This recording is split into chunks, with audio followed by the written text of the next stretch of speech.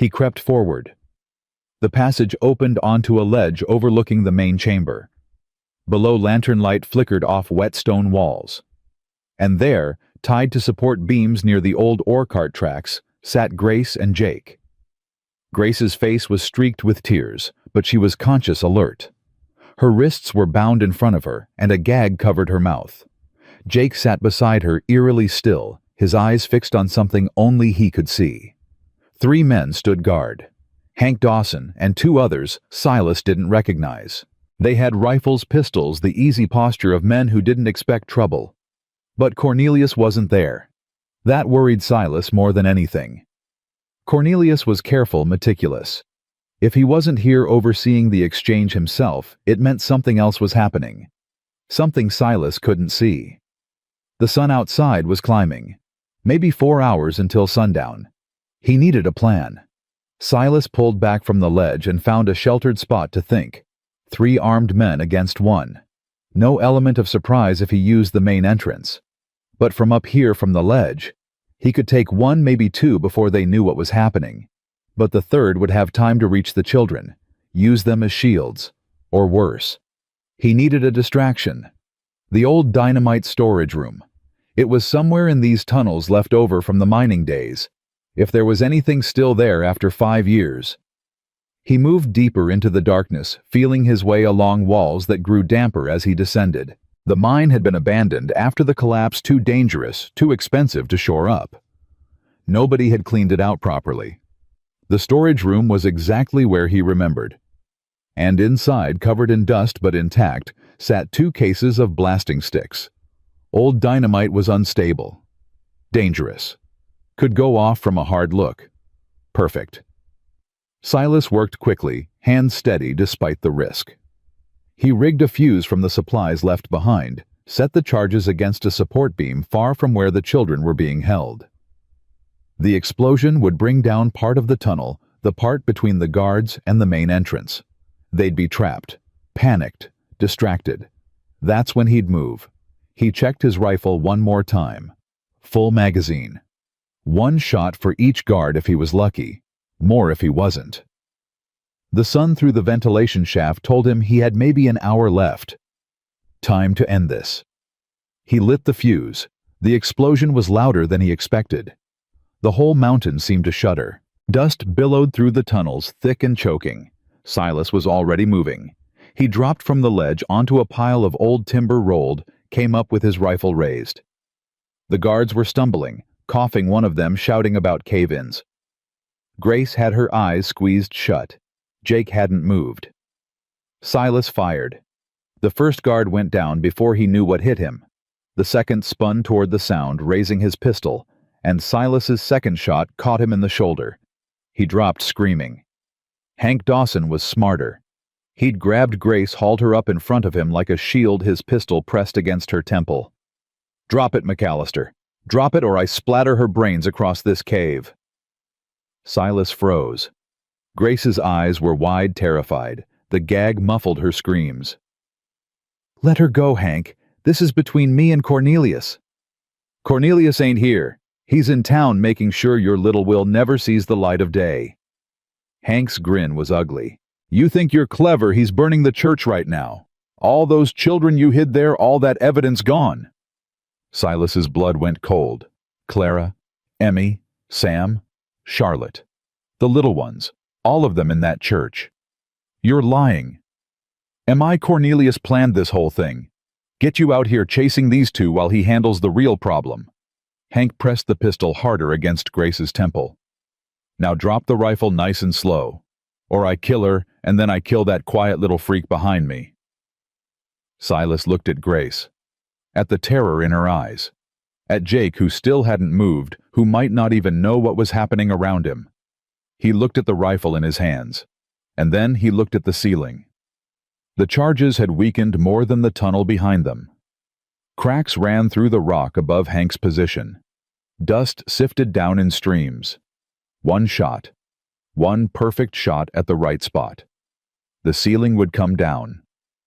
On Hank. On Grace. On Jake. But if he didn't take the shot, they'd all die anyway. And the church would burn. And 9 children would. He couldn't think about that. He couldn't think about anything except the shot. Last chance, McAllister. Drop it. Silas looked at Grace. Her eyes met his. And in that moment, somehow she understood what he was thinking. She went limp in Hank's grip, dead weight, and Hank had to adjust his hold. Silas fired. Not at Hank. Not at Grace. At the crack in the ceiling directly above them. The rock came down with a roar. Silas was moving before the dust cleared, scrambling across the rubble to where Grace had been standing. His hands found her first alive, coughing, covered in rock dust, but alive. "Jake! Where's Jake?" Grace pointed, coughing too hard to speak. Jake had moved. For the first time since his parents died, he'd moved on his own. He'd thrown himself sideways when the ceiling fell, rolled clear of the debris, and now lay pressed against the far wall, his eyes wide and focused. Hank Dawson was buried under a ton of rock. He wasn't getting up. "We need to go." Silas cut Grace's bonds with his knife, then Jake's. "Can you walk?" Grace nodded shakily. Jake just stared at him. "Jake, I need you to walk. Can you do that?" The boy opened his mouth. For a moment, nothing came out. Then, yes. One word. The first word Jake Patterson had spoken in 4 months. Grace started crying. "Jake, you talked! You talked!" Later. Silas grabbed them both, steered them toward the passage he'd come through. "The church. Cornelius is at the church. We have to move." They climbed. Through the tunnels, up the ventilation shaft, out into the fading daylight. The sun was setting behind the mountains, painting the sky red. Silas's horse was where he'd left it. He lifted both children onto its back, climbed up behind them. "Hold on, this is going to be fast." He kicked the horse into a gallop. The ride to Pine Ridge took an hour, the longest hour of Silas's life. Every minute was another minute Cornelius had to hurt the people Silas had sworn to protect. He pushed the horse harder, faster. As they crested the final hill above town, he saw it. The church was burning. Flames licked up the steeple, silhouetted against the darkening sky. Figures moved in the firelight, people running, shouting, chaos everywhere. Silas's heart stopped. Then he saw them. A cluster of figures near the cemetery, surrounded by armed men. Sheriff Cole standing with his pistol raised. Clara beside him. And behind them, huddled together like baby birds in a storm, Emmy, Sam, Charlotte, Tommy, Abby, Rosie, Ruth. All 7 of them. Alive. Cornelius Blackwood stood opposite his own pistol, trained on the group. A dozen men flanked him. Ranch hands, hired guns, the deputies Cole had said were on his payroll. "Give me the children." Cornelius's voice carried across the cemetery. "Give me the children and the will, and this ends peacefully." "The will is already registered." Clara's voice was steady. "Sheriff Cole filed it this morning. It's public record. You can't touch it." "Public record can burn. Everything burns, Mrs. Whitfield, as you're currently witnessing." "Then you'll have to burn the territorial capital too, because that's where I sent a copy 3 days ago." Cornelius went still. "You're bluffing." "Try me." Silas dismounted at the edge of the cemetery, lifted Grace and Jake down. Grace immediately ran toward the group, crying out for Emmy. "Grace!" Emmy broke from the huddle, ran to meet her sister. They collided in a tangle of arms and tears. Cornelius's head snapped toward the commotion. He saw Silas. His face went white, then red with fury. "You were supposed to be dead." "Sorry to disappoint." Silas walked forward, rifle in hand. "Your men at the mine weren't as clever as you thought." Hank. "Buried under a few tons of rock. Same as you're about to be if you don't put that pistol down." Cornelius laughed. It was not a sane sound. "You're one man, McAllister. I have a dozen. You have hired hands who get paid by the day. I have people who'll die for each other."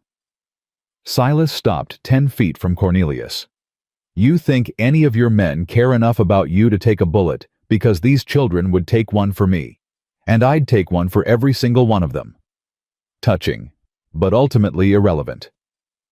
Cornelius raised his pistol, aimed it directly at Silas's chest. Behind him, unnoticed in the chaos, Jake Patterson stepped forward.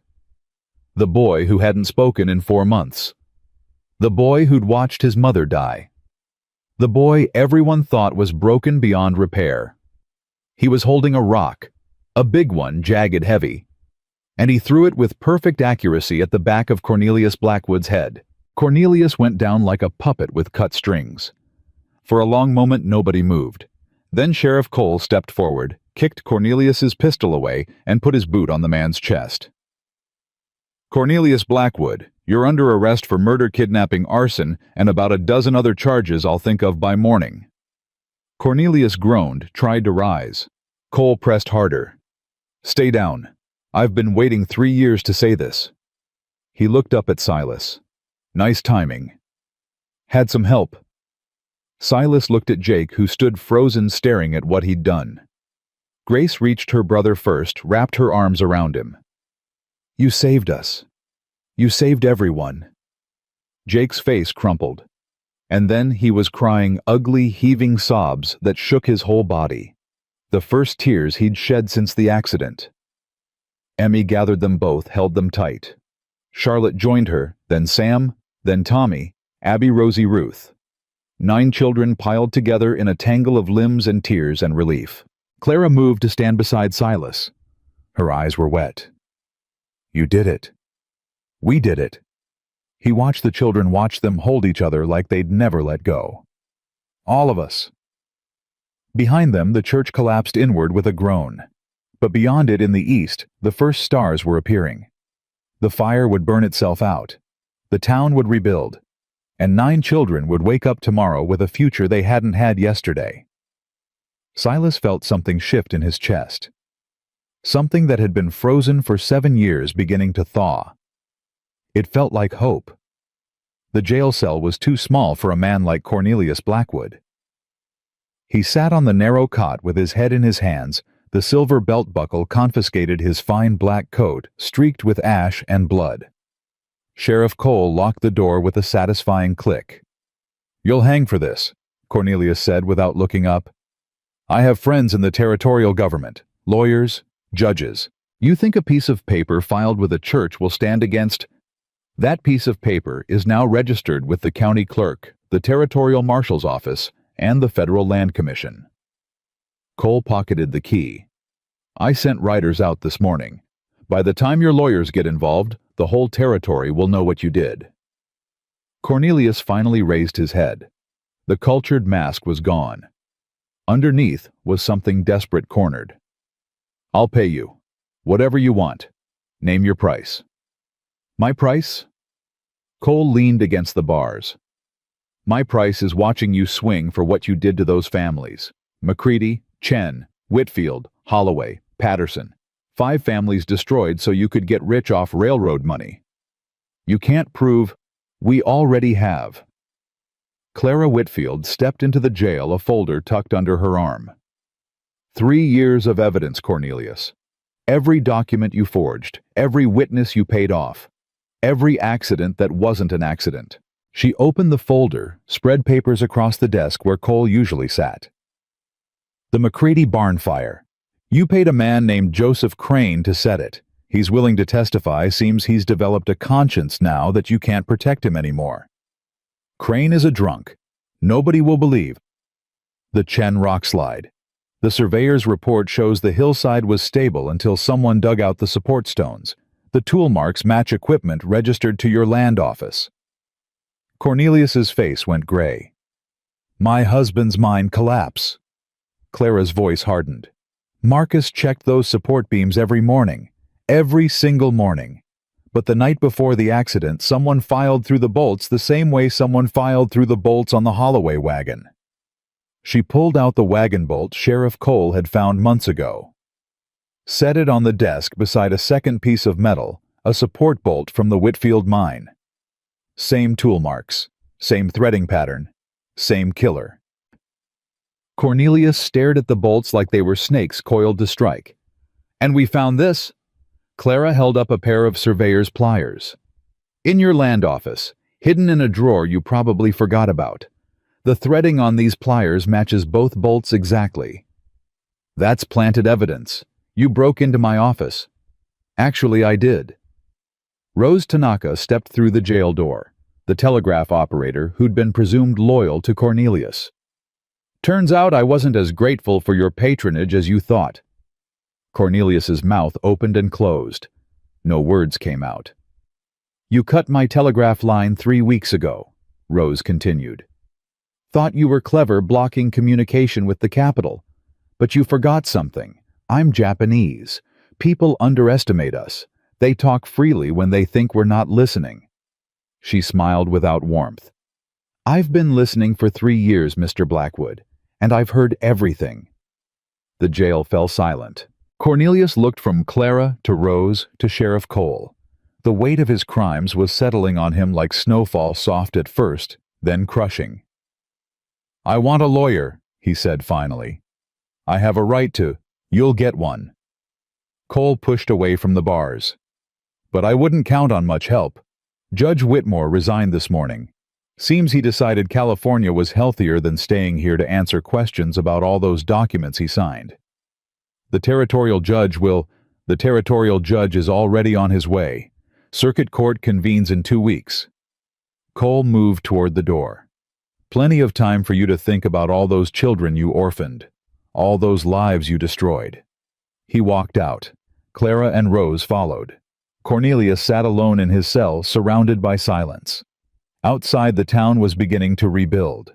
The church had burned to its foundation, but the congregation had already started clearing debris. Reverend Stone directed the work from a chair someone had brought him. He'd breathed too much smoke during the fire, and couldn't stand for long, but he refused to leave. The building can be replaced, he told anyone who asked. The community cannot. The McAllister cabin had been damaged beyond repair, but the townspeople who doubted Silas just days ago now showed up with lumber nails tools. By noon, a work crew of 20 men was raising new walls where the old ones had fallen. Martha Boone organized the women to cook for the workers. Her husband had arrested the man who'd terrorized their town for years. She figured the least she could do was feed the people helping to set things right. Silas worked alongside the volunteers, lifting beams, hammering nails, doing the physical labor that kept his mind from dwelling on everything that had happened. Every few minutes, he'd look over to where the children sat on the hillside watching. 9 small figures, all accounted for. All alive? Emmy sat at the center. Ruth in her lap. Abby pressed against her side. Sam stood guard nearby. He'd refused to sit down since the night before, as if staying alert could prevent any more disasters. Charlotte had taken charge of organizing supplies, her practical mind already planning what they'd need for the weeks ahead. Tommy was helping the work crew carrying water to the men feeling important. Grace sat with Jake talking quietly to her brother. He still wasn't speaking much, but he was responding now: nods, single words, the occasional almost smile. Rosie was the only one who seemed unaffected by the trauma. She wandered among the workers offering help that mostly got in the way, her sunny disposition unchanged. Maybe she was too young to understand what they'd survived, or maybe she understood perfectly and had simply decided to keep living anyway. Around midday, Clara found Silas taking a break near the well. The children need to know what happens next, she said. Emmy's been asking. She's trying to plan, but she doesn't have enough information. Silas wiped sweat from his forehead. What do you think should happen next? That's not my decision. Isn't it? He looked at her. The will named both of us. You're their guardian too. Clara was quiet for a moment. I'm a widow running a general store. I can barely take care of myself some months. 9 children. You came to my door in the middle of the night to warn us. You gathered evidence for 3 years. You rode through a blizzard to help children you barely knew. Silas shook his head. Don't tell me what you can barely do. Tell me what you want to do. She didn't answer right away. Her eyes moved to the hillside, to the cluster of small figures watching the work below. I want them to be safe. I want them to grow up without looking over their shoulders. I want...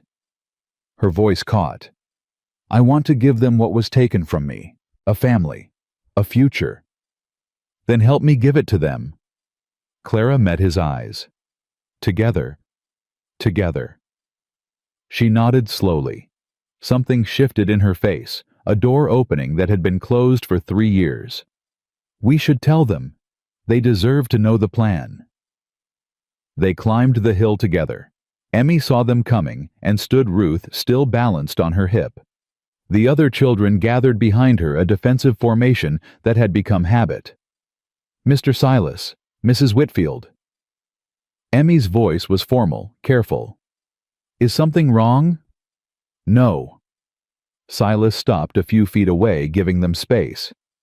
Something's right, actually. We need to talk about what comes next. What comes next? You. All of you. Where you're going to live. Who's going to take care of you? Sam stepped forward. The will says you're our guardian. Does that mean we stay with you? If you want to. What's the other option? The territorial orphanage in Helena. A missionary school. Foster families who might take some of you. Silas saw the fear flash across their faces. But I'm not suggesting any of those. I'm asking what you want. The children exchanged glances. Some kind of silent communication passed between them, the language of siblings who'd been through hell together. Emmy spoke for all of them. We want to stay together, all 9 of us. That's not negotiable. I figured. What else? We want. She hesitated, then pushed forward. We want to stay here, in Pine Ridge. This is our home. Our parents are buried here. Everything we know is here. Even after what happened. Because of what happened. Emmy's chin lifted. Cornelius tried to drive us out, tried to kill us. If we run, he wins. Even from a jail cell, he wins. Silas looked at Clara. She nodded. Then you stay, he said. All of you. The cabin's being rebuilt, bigger room for everyone. Clara's going to help with the younger ones while I work the ranch. You'll go to school when the new term starts. You'll have chores, responsibilities. It won't be easy. We're not afraid of work, Sam said. I know you're not. But I need to be clear about something. Silas knelt down so he was eye level with the younger children. I'm not your father. I'm not trying to replace your parents. What I am is a man who made a promise to keep you safe. That's what I'm going to do, for as long as you need me. Abby, the 6-year-old who cried too much and had the worst scars, stepped forward. Are you going to use a belt on us? The question hit like a physical blow. Silas heard Clara's sharp intake of breath behind him. No. He kept his voice steady. Never. Not ever.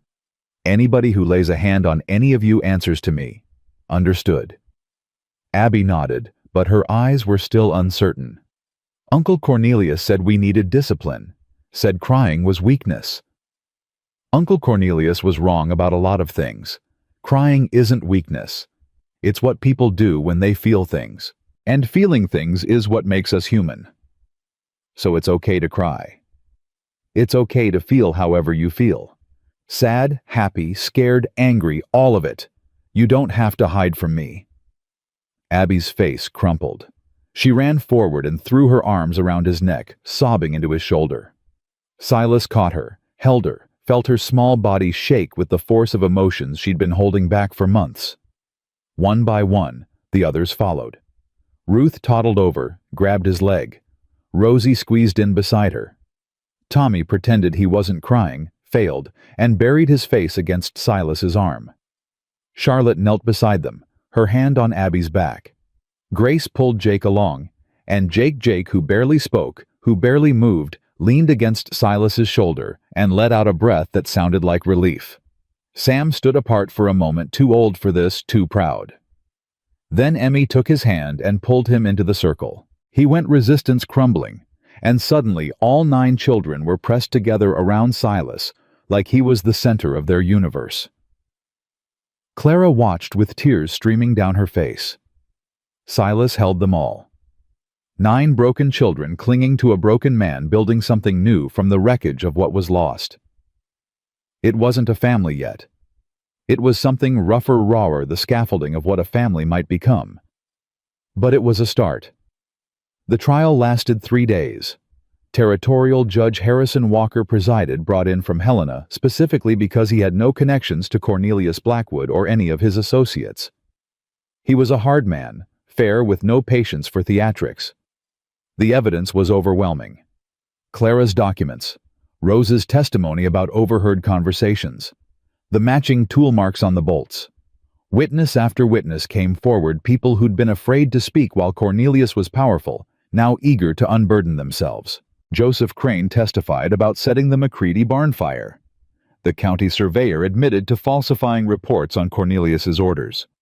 The former deputy who'd helped kidnap Grace and Jake turned on his employer in exchange for a lighter sentence. Emmy testified too. She sat in the witness chair, small but unbowed, and told the court exactly what Cornelius had done to her and her siblings. The belt, the root cellar, the starvation, the threats. When she showed the scars on her back, half the courtroom gasped. A woman in the gallery fainted. Cornelius's lawyer tried everything. Claimed the evidence was planted. Claimed the witnesses were lying. Claimed Cornelius was a victim of a conspiracy by people who wanted his land. Nobody believed him. The jury deliberated for 45 minutes, guilty on all counts. Judge Walker pronounced sentence without hesitation. Cornelius Blackwood, you have been found guilty of 5 counts of murder, multiple counts of fraud, forgery, kidnapping, arson, and child abuse. The law provides only one appropriate punishment. He looked at Cornelius, who sat stone-faced in the defendant's chair. You will be hanged by the neck until dead. Execution to take place 1 week from today. Cornelius didn't react, didn't flinch, didn't plead. He'd known this was coming from the moment Clara spread those papers on the sheriff's desk. The courtroom erupted, cheering, crying, shouting. 3 years of fear and silence exploding into sound. Silas didn't cheer. He sat in the back row with Clara beside him, watching justice finally arrive. It's over, Clara whispered. Almost. She looked at him. What do you mean? The hanging. I'm not taking the children to watch. They have a right to see him pay. They have a right to move on. Watching a man die won't help them do that. Silas stood, moved toward the door. Come on, let's take them home. The children were waiting outside the courthouse. Reverend Stone had stayed with them during the testimony, keeping the youngest distracted with Bible stories and arithmetic lessons. Emmy saw Silas's face and knew. It's done. It's done. Guilty on everything. Hanging in a week. She nodded slowly. No triumph in her expression. Just a kind of weary relief. What now? Now we go home, build something better than what he tried to destroy. Sam pushed forward. I want to see him hang. No. He killed our parents. He beat us. I know what he did. Silas put his hand on Sam's shoulder. And watching him die won't undo any of it. All it'll do is put another nightmare in your head. You've got enough of those already. It's not fair. He should suffer. He is suffering. Right now in that cell, knowing he lost everything. Knowing a 12-year-old boy and a few pieces of evidence brought down his whole empire. Silas squeezed Sam's shoulder. That's your victory, not watching him kick at the end of a rope. Sam's jaw worked. For a moment, Silas thought he'd argue. Then, fine, but I'm not forgiving him. Ever. Nobody's asking you to.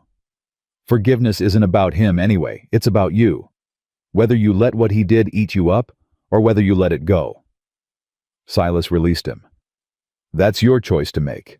Not today. Maybe not for years. But someday. Sam didn't answer, but some of the tension left his shoulders. Clara gathered the younger children, counting heads automatically. Everyone's here. Let's go. They walked through town together. Silas, Clara, Reverend Stone, and 9 children in a ragged line. People stopped to watch them pass. Some nodded in respect. Others called out congratulations. A few wept. These were the families who'd lost people to Cornelius's greed. McCready's widow standing in her shop doorway. The Chen children's grandmother, who'd traveled from California when she heard about the trial. Marcus Whitfield's brother, who'd come to see justice done. Clara stopped to embrace each one. Words weren't necessary. They'd all lost something. They'd all survived. At the edge of town, where the road split toward the McAllister property, Emmy fell into step beside Silas. "Thank you," she said quietly. "For what? For everything. For opening your door. For fighting for us. For—" She struggled for words. "For treating us like we matter. You do matter. I know that now." She looked at her siblings ahead on the road. Tommy was giving Rosie a piggyback ride. Charlotte was explaining something to Jake, who was actually responding. Grace had Ruth on her hips singing softly. Sam walked point still watchful, still protective, but lighter somehow. "Before you," Emmy continued, "I thought we were just problems, mouths to feed, things Uncle Cornelius had to deal with until he could get rid of us." Her voice thickened. "You made us feel like a family again." "You were always a family. You just needed someone to remind you. You did more than remind us. You gave us a future." She stopped walking, turned to face him. "My father chose right. When he named you in that will, he chose right." Silas didn't know what to say. He'd spent 7 years believing he'd failed everyone who mattered, that his hands were only good for shaping metal, not holding lives. These children were teaching him different. "Come on," he said finally. "Let's go home." They walked the rest of the way in comfortable silence. The cabin was nearly finished. The work crew had done wonders: new walls, new roof, new addition that doubled the living space. The barn would take longer to rebuild, but the horses were stabled in town for now. A horseshoe hung above the new door. Silas had forged it himself the morning after the trial. Same design as the one that had hung over his old door, the one he'd made with Martha, back when they'd dreamed of filling their home with children. Different dream now. Same hope. "It's beautiful," Clara said, stopping to look. "It's home." Silas pushed the door open. "Our home. All of us." The children poured inside, exploring the new space with the enthusiasm of puppies discovering a yard. Tommy immediately claimed a spot near the stove. Charlotte started organizing the kitchen. Sam checked the windows, then the door, then the windows again. Emmy stood in the center of the main room, turning slowly, taking it all in. "There's room," she said softly. "Room for everyone." That was the idea. "And we can really stay forever. As long as you want. This is your home now. Yours, your brothers, your sisters. Nothing changes that." Emmy's composure finally broke. She'd been strong for so long, since her parents died, since Cornelius started hurting them, since she'd led 8 children through a blizzard to a stranger's door. She'd held herself together through everything. Now finally she let go. Silas caught her as she fell apart, held her while she sobbed against his chest. Clara joined them, wrapping her arms around Emmy from behind. The other children gathered close, drawn by their sister's tears, offering comfort they'd never been allowed to give before. 9 children and 2 adults tangled together in a cabin that still smelled of fresh lumber and new beginnings. Outside, the sun was setting over the mountains. Inside, a fire crackled in the hearth, warming a home that had been cold for too long. The horseshoe above the door caught the last light of day. Family lived here now. Spring came slowly to Pine Ridge that year. The snow melted in patches, revealing brown grass that would turn green soon enough. The creek that ran behind the McAllister property, the McAllister Holloway Patterson property, now, as the children insisted on calling it, began to run clear and fast. Silas stood on the porch with his morning coffee, watching the sun rise over the mountains. Behind him, the cabin was chaos. 9 children getting ready for school made more noise than a cavalry charge. "Tommy, give me back my ribbon." "I didn't take your ribbon." "Then why is it in your pocket?" "That's not a ribbon, that's a snake." Screaming, running footsteps. Clara's voice cutting through the pandemonium.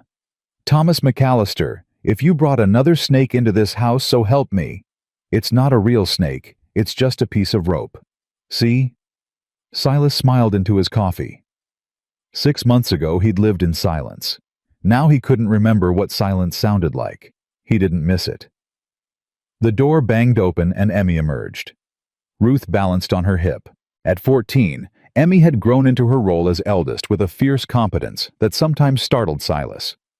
She managed the younger children with an authority that came naturally, but she'd also learned to let go, to let Clara handle the day-to-day crises, to let Silas make the big decisions.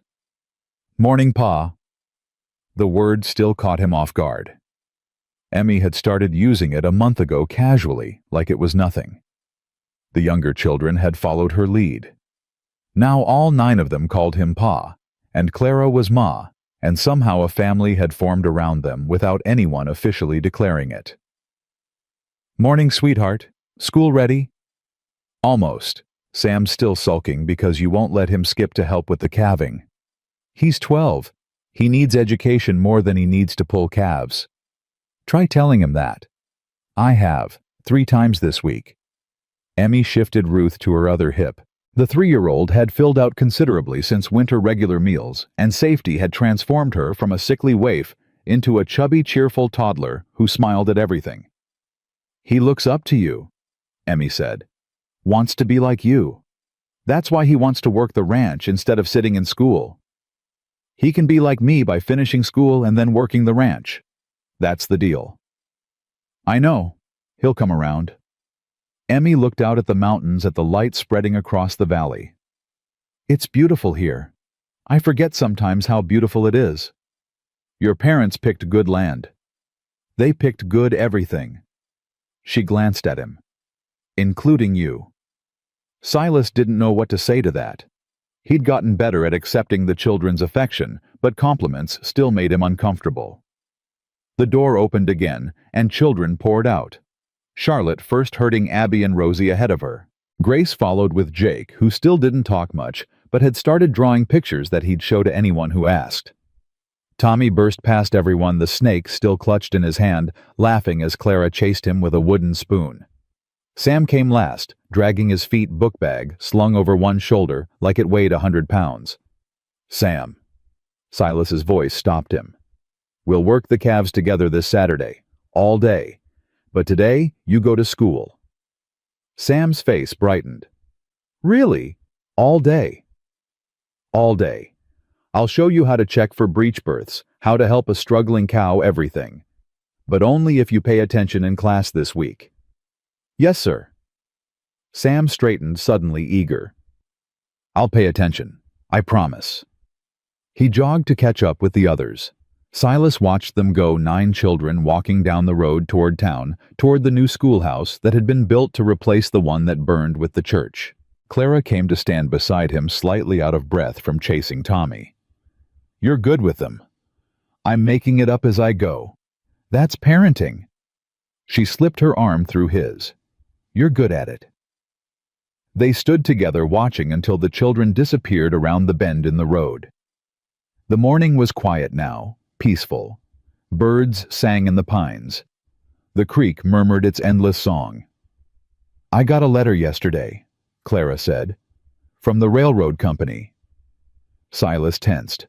The Northern Pacific had been circling for months, sending representatives making offers. The children's combined inheritance, 280 acres of prime right-of-way land, was worth a fortune. What do they want? Same thing they always want. To buy the easement. They're offering $15,000 now. And I told them what I always tell them. The children will decide when they're of age. Until then, the land stays in trust. Silas relaxed slightly. Good. They won't stop asking. I know, but they won't force the issue either.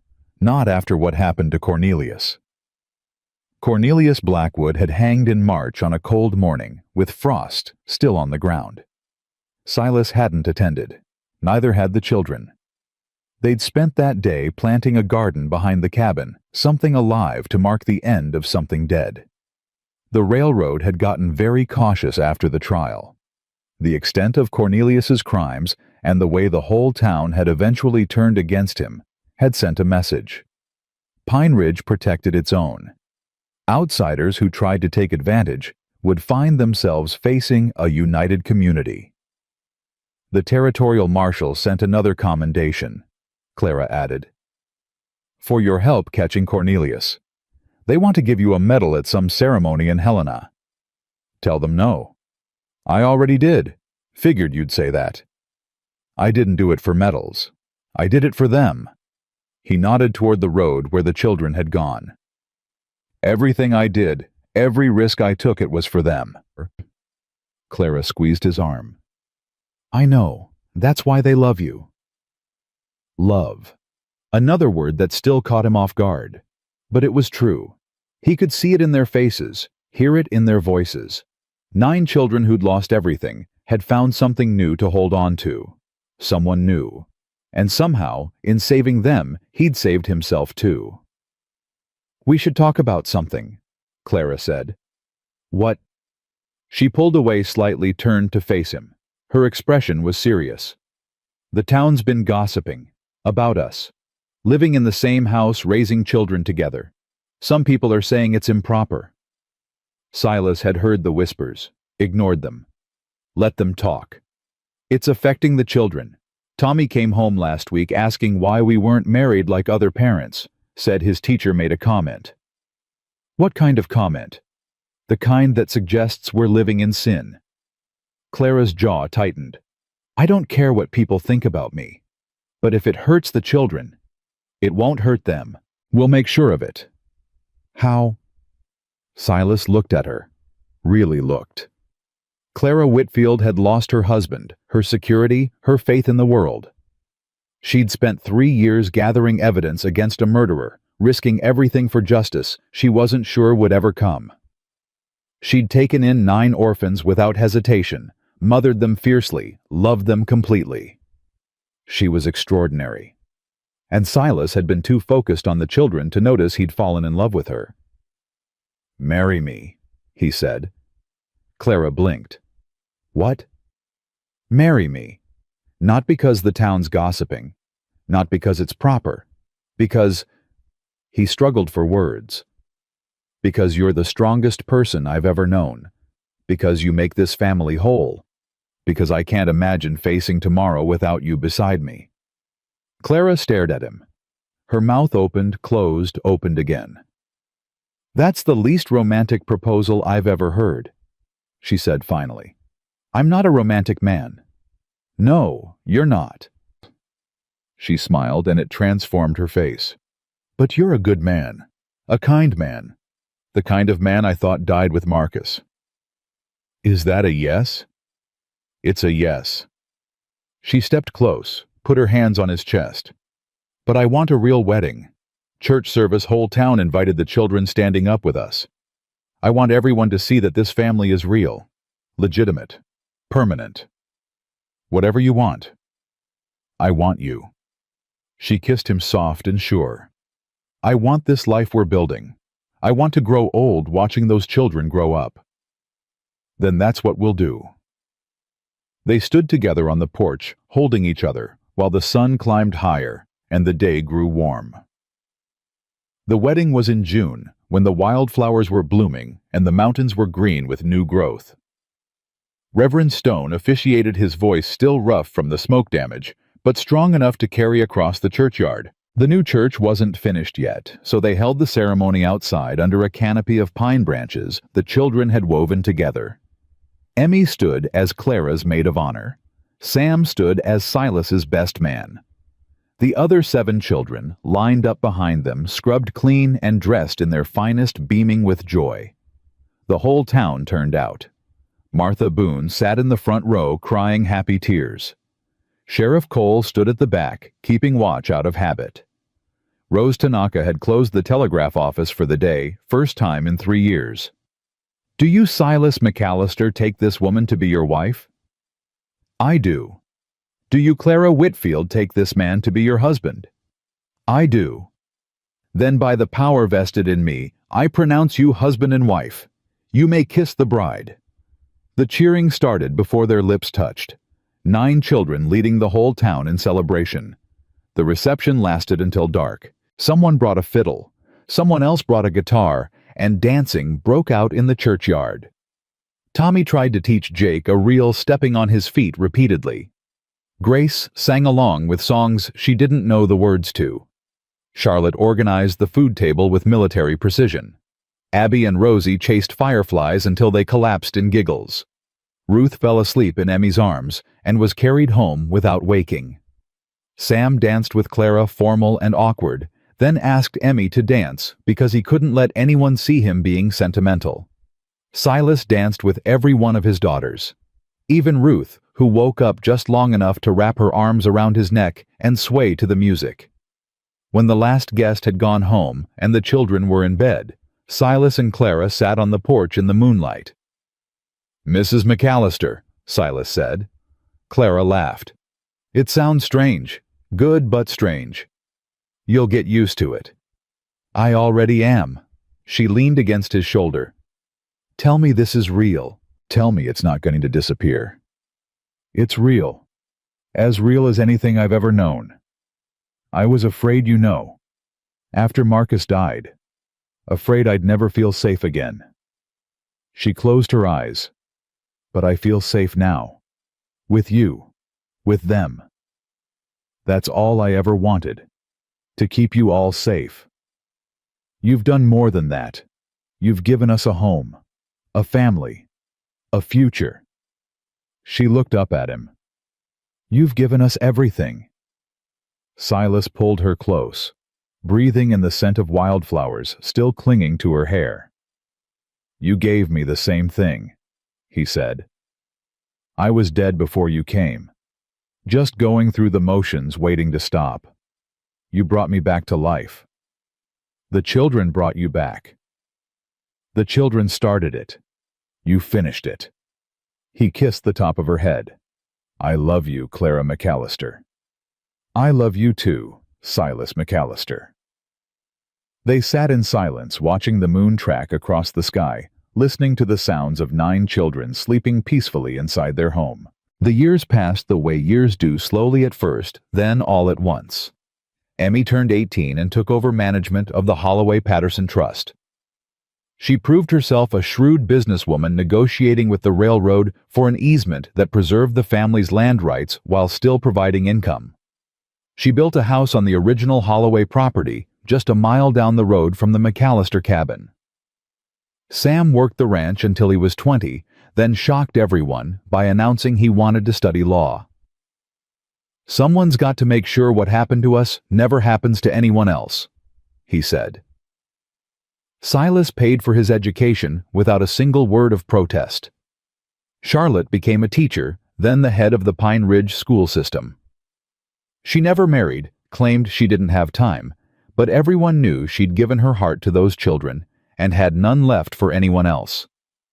Grace married a young minister who came through town on circuit. They had 4 children and moved to California, but they visited every summer. Jake went with them, eventually became an artist whose paintings hung in galleries across the country. He still didn't talk much, but his art spoke volumes. Tommy took over the ranch when Silas's hands got too stiff to work the forge. He married a girl from the neighboring county, had 3 sons named the first one Silas. Abby grew up to be a nurse traveling to wherever she was needed, healing hurts the way her own hurts had been healed. She wrote letters home every week without fail. Rosie never lost her sunshine. She stayed in Pine Ridge, ran the general store after Clara retired, knew everyone's name and everyone's story. She was the one who kept the family together, organizing reunions, remembering birthdays, making sure no one ever felt forgotten. Ruth. Little Ruth, who'd nearly died in a flour sack during a blizzard, became a mother of 6. She said she wanted a big family because she knew what it was like to have one. Every one of her children knew the story of how their grandmother had survived. Clara lived to see all of it. She died in her sleep at 72, surrounded by children and grandchildren with Silas holding her hand. Her last words were, "Tell them I love them." He did. Silas lived another 5 years after that, long enough to see great-grandchildren, long enough to tell the story so many times that every child in Pine Ridge knew it by heart. The night he died, Emmy sat beside his bed. She was 53 years old, a grandmother herself, but she still called him Pa. "Are you scared?" she asked. "No." His voice was thin but steady. "I'll see Martha again, and our daughter, and Clara. They're waiting for me." "We're not ready to let you go." "You don't have to let me go. I'll be right here." He touched her chest over her heart. "Same as your parents. Same as everyone we've lost. Love doesn't die, Emmy. It just changes form." "Will you tell them, Mama and Papa? Will you tell them we turned out okay?" "I think they already know. They've been watching." He smiled, and for a moment he looked like the man who'd opened his door on a January night 40 years ago. "They're proud of you. All of you." Emmy bent down and kissed his forehead. "Thank you. For everything. Thank you for knocking." She laughed through her tears. "I almost didn't. I was so scared." "But you did. That's what matters. You did the brave thing when it would have been easier to give up." He closed his eyes. "That's what I want you to remember. Not how I died. How you lived." "I'll remember. I promise. Good girl. My brave girl." His breathing slowed. "Tell them I love them. All of them. Every single one." "I will, Pa. I will." The room was quiet. The candle flickered. Outside, snow was falling softly on Pine Ridge. Emmy held his hand until it went still. The funeral was the largest Pine Ridge had ever seen. People came from 3 counties away from California and Montana and places in between. 9 children grown now, with children and grandchildren of their own, stood together at the grave. They'd buried him beside Clara, on the hill overlooking the ranch. The headstone read, "Silas McAllister, 1841-1923, husband, father, hero." He opened his door. Below it, carved by Jake Patterson himself, "Good things can't be rushed, but they're worth fighting for." Emmy spoke at the service. She told the story she'd told 1,000 times: the blizzard, the knock, the giant man who'd taken in 9 frozen children and given them everything. But she ended it differently this time. "People ask me sometimes what made him special, what made him the kind of man who'd risk everything for children he didn't know, and I always give the same answer." She looked at her brothers and sisters, at the nieces and nephews and grandchildren, at the town that had become their family. He wasn't special because he had no fear. He was special because he had plenty of fear, and he opened the door anyway. He wasn't special because he knew what to do. He made it up as he went, same as all of us. He wasn't special because he was perfect. He failed plenty, made mistakes, lost his temper, burnt more than a few dinners. Laughter rippled through the crowd. What made him special was simple. When 9 children needed someone to fight for them, he fought. When we needed someone to believe in us, he believed. When we needed a home, he built one. Not because it was easy, not because anyone asked him to, because it was right. She wiped her eyes. Pa used to say that family isn't about blood. It's about choice. It's about showing up day after day for people who need you. It's about opening your door when it would be easier to keep it closed. She looked at the headstone one last time. He opened his door for us, and we became his family. Not because of paperwork or legal documents or the will our father wrote, because he chose us. Every single day, for 40 years, he chose us. That's his legacy. Not the ranch, not the land. Us, all of us. The family he built with love and stubbornness and more patience than any man should have. She turned to face the crowd fully. "So here's what I want you to remember. When you're scared, when it's hard, when it would be easier to look away, think about Silas McAllister. Think about a man who heard a knock on the coldest night of the year and chose to open the door. And then go do the same." The funeral ended. The family gathered. Stories were told, tears were shed, and somewhere between the grief and the gratitude, something beautiful emerged. A legacy of love that would outlast them all. The McAllister Ranch still stands today. The cabin has been expanded a dozen times, rebuilt twice, weathered more storms than anyone can count. But the horseshoe above the door is the original, the one Silas forged in 1883, the one that hung over the door when 9 frozen children stumbled out of a blizzard and into a new life. People come from all over to see it, to touch the iron that a broken blacksmith shaped into a symbol of hope. The inscription below it is newer added by Emmy's great-grandchildren on the 100th anniversary of that January night. Family lives here, not by blood, by choice. Some say if you stand on that porch at midnight when the wind blows cold and the snow falls thick, you can hear them. 9 children's voices laughing, arguing, living. A man's voice deep and gentle calling them home. And a knock on the door that changed everything. Because that's what family is in the end. Not the people you're born to. The people who choose you. The people who open their door when you knock. The people who fight for you even when fighting seems impossible. The people who love you not because they have to, but because they can't imagine doing anything else. Silas McAllister found that family on the coldest night of his life. 9 children frozen and terrified with nothing but each other and a scrap of hope. He gave them everything, and they gave him everything right back. That's the story. That's the truth. And that's what love looks like when it's strong enough to save you.